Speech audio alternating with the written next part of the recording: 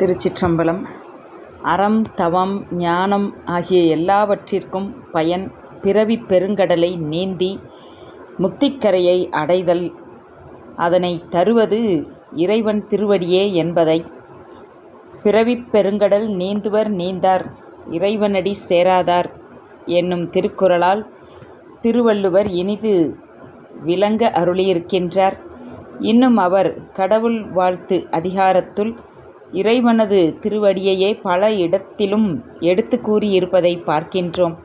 திருநாவுக்கரசு பெருமான் இறைவனது திருவடியின் பெருமைகளையே தனித்து எடுத்து கூறும் திருப்பதிகங்கள் பலவற்றை அருளிச் செய்திருக்கின்றார். திருவையாற்று திருவடி திருவிருத்தம், திரு இன்னம்பர் திருவடி திருவிருத்தம், திருவடி திருத்தாண்டகம் என்பன போல அவை. அவற்றனுள் திருவையாற்று திருவடி திருவிருத்தம் 20 திருப்பாட்டுக்களை உடையதாக அமைந்திருக்கின்றது.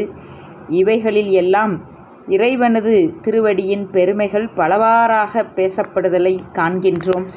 இருள் தரு துன்பப் படலம் மறைப்ப மெஞ்ஞானம் என்னும் பொருள் தரு கண் இழந்து உன்பொருள் நாடி பொருள் இழந்த குருடரும் தம்மை பரவ கொடுநரக குழிநின்று அருள் தரு கை கொடுத்து ஏற்றும் ஐயாரன் அடித்தலமே என்று பாடி அருளியிருக்கின்றார்.